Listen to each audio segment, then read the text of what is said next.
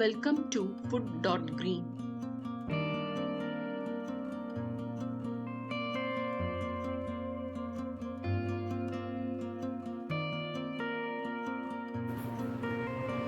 Hi friends, இன்னைக்கு கருவேப்பிலை பொடி செய்கிறது எப்படின்னு பார்க்கலாம்.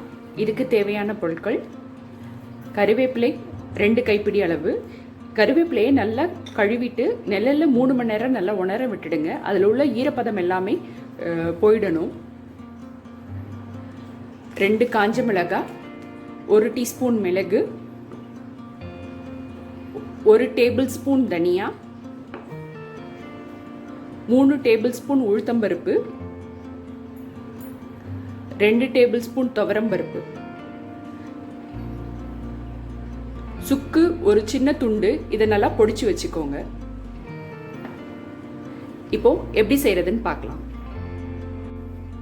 ஒரு வாணலி எடுத்து நல்லா சூடு பண்ணிக்கோங்க. மிளகாய், மல்லி, மிளகு,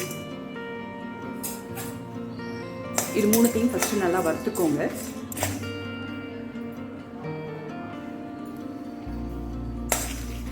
இந்த மாதிரி நல்லா மல்லியோட வாசம் வர வரைக்கும் நல்லா வறுத்துக்கோங்க.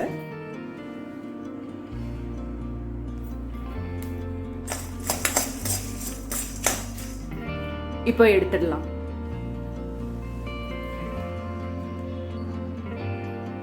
அடுத்ததா உளுத்தம்பருப்பு, இதையும் நல்லா வறுத்துக்கோங்க.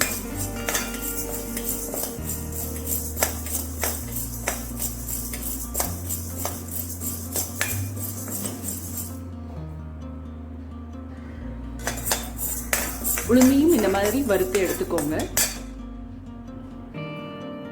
அடுத்ததா துவரம்பருப்பை வறுத்துக்கோங்க.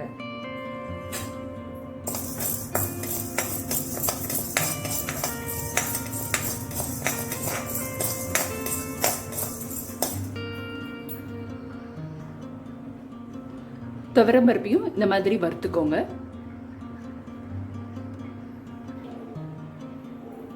அடுத்ததா சுக்கு,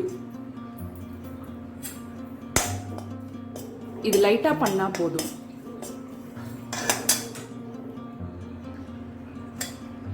இந்த மாதிரி லைட்டா வறுத்தா போதும். லாஸ்டா கருவேப்பிலை, இதை போட்டு ரொம்ப நேரம் வறுக்க வேண்டாம். ஒரு 1 மினிட்ல இதை நம்ம ஆஃப் பண்ணிடலாம். ஏன்னா வாணலி நல்லா சூடாதான் இருக்கும். அதனால சீக்கிரமாவே கருவேப்பிலை வதங்கிடும்.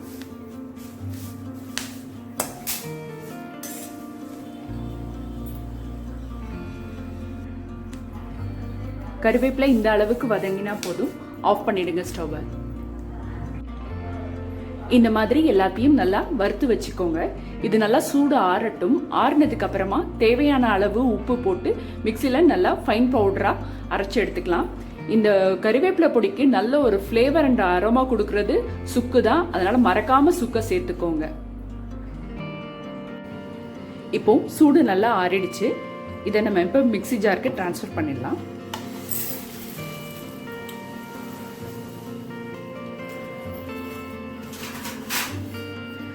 பெருங்காயமும் கொஞ்சம் ஆட் பண்ணிக்கோங்க. நல்லா வாசமா இருக்கும். இப்போ இதை நல்லா ஃபைன் பவுடரா கிரைண்ட் பண்ணி எடுத்துக்கோங்க. இந்த மாதிரி ஃபைன் பவுடரா அரைச்சு எடுத்துக்கோங்க. பாருங்க எவ்வளோ ஃபைனா இருக்கு பாருங்க. இந்த மாதிரி அரைச்சுக்கோங்க. டேஸ்டியான கருவேப்பிலை பொடி ரெடி. இதை சூடான சாதத்துல கொஞ்சம் நல்லெண்ணெய் விட்டு பிசைஞ்சு சாப்பிட்றதுக்கு அவ்வளோ அருமையா இருக்கும். தோசைக்கு தொட்டுக்கிறதுக்கும் யூஸ் பண்ணிக்கலாம். தோசை மேல இதை பொடியா தூவி நெய் விட்டு தோசையா வார்த்து கொடுத்தீங்கன்னா குழந்தைங்களுக்கு ரொம்ப பிடிக்கும். ட்ரை பண்ணி பாருங்க, சாப்பிட்டு பாருங்க, உங்க கமெண்ட்ஸை சொல்லுங்க. தேங்க்ஸ் ஃபார் வாட்சிங். உங்களுக்கு இந்த வீடியோ பிடிச்சிருந்ததுன்னா லைக் பண்ணுங்க, ஷேர் பண்ணுங்க, food.green சேனலை சப்ஸ்கிரைப் பண்ணுங்க.